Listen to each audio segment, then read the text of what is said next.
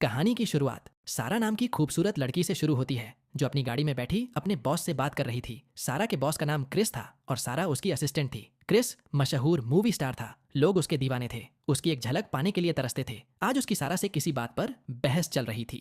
असल में क्रिस पूरा लड़कीबाज था। वो लड़कियों के साथ कुछ समय के लिए रिश्ता बनाता और फिर एक महंगा तोहफा देकर उनसे रिश्ता तोड़ लेता।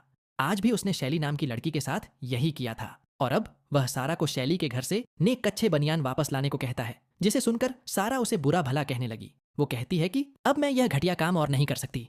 उसकी बातों से साफ पता लग रहा था कि सारा को क्रिस के लिए काम करना पसंद नहीं। कुछ देर बाद सारा अपने घर आ जाती है और आते ही अपनी माँ लिविया के गोद में बैठ जाती है। वो क्रिस से परेशान हो चुकी थी, इसलिए वह अपनी माँ की गोद में आराम करना चाहती थी। जल्दी ही रात हो गई। सारा अपने कमरे में थी और तभी उसे क्रिस का फोन आता है। क्रिस चाहता था कि सारा उसके लिए खाने पीने का सामान खरीदे, क्योंकि जब भी वह खुद स्टोर में जाता है तो उसके फैंस उसे घेर लेते हैं। सारा जल्दी जल्दी स्टोर में आकर सामान खरीदने लगी, जबकि क्रिस अभी भी उससे बात कर रहा था। क्रिस उसे सामान लेकर कल सुबह सही 8 बजे आने को कहता है, लेकिन सारा अपनी दोस्त से मिलने के चक्कर में लेट हो गई। सारा के लेट आने के कारण क्रिस दरवाजा नहीं खोलता, इसलिए सारा को उस पर बेहद गुस्सा आ गया। वो दरवाजे पर चढ़कर जबरदस्ती क्रिस के घर में घुस जाती है और अंदर आकर क्रिस से कहती है कि मैंने तुम्हारा सारा सामान ला दिया है, लेकिन अब मैं सच में तुम्हारे साथ काम नहीं कर सकती। वो अपना सामान समेटने लगी। क्रिस उसे रोकने की कोशिश करता है, लेकिन सारा नहीं मानती। असल में क्रिस पूरा दिन सारा से फालतू के काम करवाता रहता था, इसलिए वह नौकरी छोड़कर जा रही थी। थोड़ी देर बाद सारा अपने घर पहुंच गई। वह अपनी माँ को सब बताती है कि मैंने क्रिस की नौकरी छोड़ दी, जिस पर लिविया उसे समझाती है कि तुम्हें जो सही लगे तुम वही करो, मैं हमेशा तुम्हारा साथ दूंगी। दूसरी तरफ सारा के बिना क्रिस काफी परेशान था, क्योंकि उसे हर काम सारा से करवाने की आदत थी। सारा के जाने से उसे महसूस हो गया था कि उसने सारा को कितना परेशान किया है, इसलिए वह अगले ही दिन सारा से मिलने उसके घर पहुंच गया। घर के अंदर लिविया गाने सुनते सुनते सफाई कर रही थी। कई बार घंटी बजाने पर भी जब दरवाजा नहीं खुलता तो क्रिस खुद ही अंदर आ गया, जबकि दरवाजे की आवाज से लिविया को लगा कि घर में कोई चोर घुस आया है। वो चोर की धुलाई करने की तैयारी कर लेती है, लेकिन जैसे ही उसकी नजर क्रिस पर पड़ती है तो वो हड़बड़ा जाती है, क्योंकि यह कोई चोर नहीं बल्कि यह तो उसकी बेटी सारा का बोस था जो उससे मिलने आया था। क्रिस के पूछने पर लिविया बताती है कि सारा इस वक्त घर पर नहीं है। क्रिस को सारा से जरूरी काम था, इसलिए वह उसका इंतजार करने का फैसला करता है। लिविया क्रिस को बिठाकर जल्दी जल्दी अपने कमरे में आकर अच्छे से तैयार होकर क्रिस के सामने आती है। सारा अपनी राइटर दोस्त मॉली के साथ थी, जबकि इधर लिविया और क्रिस घर में घूम रहे थे। क्रिस के पूछने पर लिविया बताती है कि मैं राइटर हूँ, मेरी बहुत सी किताबें छप चुकी हैं। यह सुनकर क्रिस हैरान होने लगा, क्योंकि सारा ने उसे यह बात कभी नहीं बताई थी। घर देखने के बाद ये दोनों दारू पीने लगे और दारू पीने के साथ साथ दोनों खूब सारी बातें भी करते हैं। लिविया बताती है कि 10 साल पहले एक हादसे में मेरे पति की मौत हो गई थी। तब से मैंने किसी भी आदमी को अपने करीब नहीं आने दिया। मैं तो किस करना भी भूल गई हूँ। दोनों ने कुछ ज्यादा ही दारू पी ली थी, इसलिए वो दोनों एक दूसरे के करीब आने लगे और क्रिस उसे किस करना सिखाने लगा। आज 10 साल बाद पहली बार किसी ने लिविया को किस किया था, इसलिए उसकी गुफा में तूफान मचने लगा और वह क्रिस पर टूट पड़ती है। वो उसे अपने कमरे में लाकर पहले अपने कपड़े उतारती है और फिर उसकी शर्ट फाड़ देती है। अभी दोनों ने शुरू ही किया था कि तभी सारा घर वापस आ जाती है। वो एक अंगूर मुंह में डालकर लिविया को पुकारती हुई उसके कमरे की तरफ बढ़ने लगी। वो जैसे ही दरवाजा खोलती है तो अपनी माँ को क्रिस की सवारी करते देखकर वो जोर से चिल्लाती है और अंगूर उसके गले में अटक जाता है और वो दीवार से टकराकर बेहोश हो जाती है। कुछ देर बाद सारा अस्पताल में थी।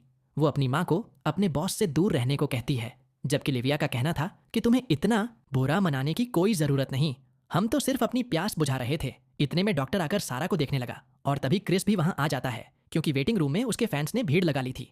क्रिस को देखते ही डॉक्टर अपना काम छोड़कर उससे बातें करने लगा, क्योंकि वह भी उसका बहुत बड़ा फैन था, जबकि सारा को यह देखकर गुस्सा आने लगा था। कुछ देर बाद जब वह घर आते हैं तो क्रिस सारा को बताता है कि मैं चाहता हूँ कि तुम काम पर वापस आ जाओ, लेकिन सारा मना कर देती है। उसका कहना था कि अगर अब मैं काम पर वापस आई तो लोग कहेंगे कि मेरी माँ ने मेरे बॉस के साथ सोकर मुझे काम दिलवाया है। क्रिस उसे समझाता है कि मैं यहाँ तुम्हारी माँ के साथ प्यास बुझाने नहीं आया था, बल्कि मैं तो सच में तुमसे ही मिलने आया था। सारा अपने बॉस से कहती है कि साले तुमने मेरी माँ के साथ जो कांड किया है वो दोबारा नहीं होना चाहिए। यह सुनकर क्रिस उससे वादा करता है कि ऐसा कभी नहीं होगा। कुछ दिनों बाद क्रिस शूटिंग कर रहा था और सारा भी उसके साथ थी। उसी रात को लिविया नई किताब पर काम कर रही थी और इसी बीच उसे क्रिस का मैसेज आता है। वो लिविया से मिलना चाहता था, लेकिन लिविया मना कर देती है। क्रिस कहता है कि मैं सिर्फ तुमसे बात करना चाहता हूँ। यह सुनकर वह मान गई और अच्छे से तैयार होकर क्रिस से मिलने पहुंच गई। सारा मॉली के साथ क्रिस की स्क्रिप्ट पर काम कर रही थी, जबकि इधर लिविया क्रिस के साथ एक होटल के कमरे में थी। दोनों एक दूसरे से वादा करते हैं कि उस दिन जो हुआ वो दोबारा नहीं होगा। दोनों अपनी अपनी गर्मी को भी शांत नो रखने का वादा करते हैं। खाना खाने के बाद यह लोग दारू पीने लगते हैं और दारू पीते पीते दोनों के बदन में आग लगने लगी, जिसके बाद दोनों अपना वादा भूलकर फिर से शुरू हो जाते हैं। देखते ही देखते क्रिस ने लिविया की गुफा में धमाके करने शुरू कर दिए। देर रात को जब लिविया अपने घर वापस आती है तो उसे सारा मिलती है। उसके पूछने पर लिविया बताती है कि मैं क्रिस के साथ खाना खाने गई थी। सारा कहती है कि सिर्फ खाना ही खाया या फिर कुछ और भी किया। यह सुनकर लिविया उसे समझाने लगी कि क्रिस अच्छा इंसान है, तुम ही उसे गलत समझ रही हो। इतना कहकर वह अपने कमरे में आ गई और अपनी सास को फोन कर क्रिस के बारे में बताने लगी। वो उसे सारा के बारे में भी बताती है कि उसे क्रिस पसंद नहीं, क्योंकि वो उसका बॉस है। लिविया की सास उसे समझाती है कि अगर तुम्हें क्रिस पसंद है तो तुम्हें किसी को सुनने की जरूरत नहीं।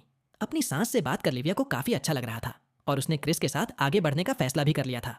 दोनों एक दूसरे से प्यार करने लगे थे। दोनों पूरा दिन साथ ही रहते, एक दूसरे के साथ खूब मस्ती करते और मौका मिलने पर अपनी गर्मी भी शांत करते। दोनों एक दूसरे से बेहद खुश थे, जबकि सारा को अब भी अपना बॉस पसंद नहीं था। इसी बीच एक शाम सारा को पता चलता है कि लिविया क्रिस के लिए स्क्रिप्ट लिख रही है। यह देखकर उसे अपनी माँ पर बेहद गुस्सा आने लगा, क्योंकि लिविया ने उसे इस बारे में कुछ नहीं बताया था। उधर लिविया क्रिस के साथ एक पार्टी में आई हुई थी। सारा भी तैयार होकर पार्टी में पहुंच गई और लिविया से बहस करने लगी। उसे समझाने की कोशिश करती है, लेकिन सारा का गुस्सा तो 7वें आसमान पर था। वो लिविया की कोई बात नहीं सुनना चाहती थी। जब क्रिस सारा को समझाने की कोशिश करता है तो सारा उसे भी बहुत भला बुरा कहने लगती है। इस वक्त सारा का दिल कर रहा था कि वह गोली मारकर क्रिस की जान ले ले, क्योंकि सारा को लगने लगा था कि क्रिस के आने से लिविया उससे दूर होने लगी है। सारा की बातें सुनकर लिविया को भी गुस्सा आ जाता है और वो भी उसे बुरा भला कहने लगती है, जिसके बाद सारा अपना घर छोड़कर अपनी एक सहेली के घर रहने आ गई। दूसरी तरफ लिविया क्रिसमस मनाने अपनी सास के घर आ गई थी। कुछ ही देर बाद सारा भी अपनी दादी के घर आ गई ताकि पूरा परिवार मिलकर क्रिसमस मना सके। सारा अभी भी लिविया से नाराज थी। वो अपनी दादी को बताती है कि क्रिस अच्छा आदमी नहीं है। यह सुनकर उसकी दादी उसे समझाती है कि लिविया ने तुम्हारे पिता की मौत के बाद अपने बारे में कभी नहीं सोचा। उसने हमेशा सिर्फ तुमसे ही प्यार किया है। अगर आज उसे क्रिस से प्यार हो गया है तो हमें उसकी खुशी में शामिल होना चाहिए। इसी बीच सारा की नजर लिविया पर पड़ती है, जो क्रिस का स्वागत कर रही थी। रात को पूरा परिवार साथ मिलकर खाना खाने लगता है। लिविया की सास को भी क्रिस पसंद आता है और क्रिस भी उनसे मिलकर काफी खुश था। खाना खाने के बाद दोनों सास बहू बैठकर बातें करने लगती हैं।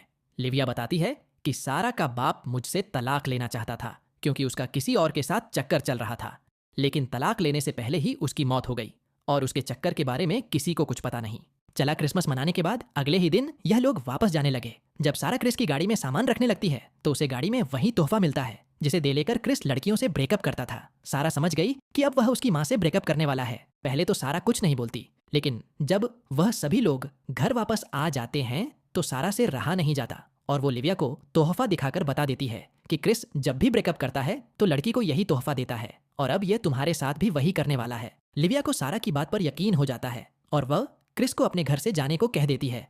कुछ दिनों बाद नया साल था, लेकिन कोई भी खुश नहीं था। इसी दौरान सारा क्रिस से मिलने उसके घर आती है। यहाँ क्रिस उसे बताता है कि मैं तुम्हारी माँ से ब्रेकअप नहीं करना चाहता था, मैं तो उससे बहुत प्यार करता हूँ। गाड़ी से निकालना भूल गया था। सारा भी समझ गई थी कि क्रिस अच्छा इंसान है और वह सच में उसकी माँ से बहुत प्यार करता है, इसलिए उसका मूड ठीक करने के लिए वो उसे एक स्टोर में ले आती है।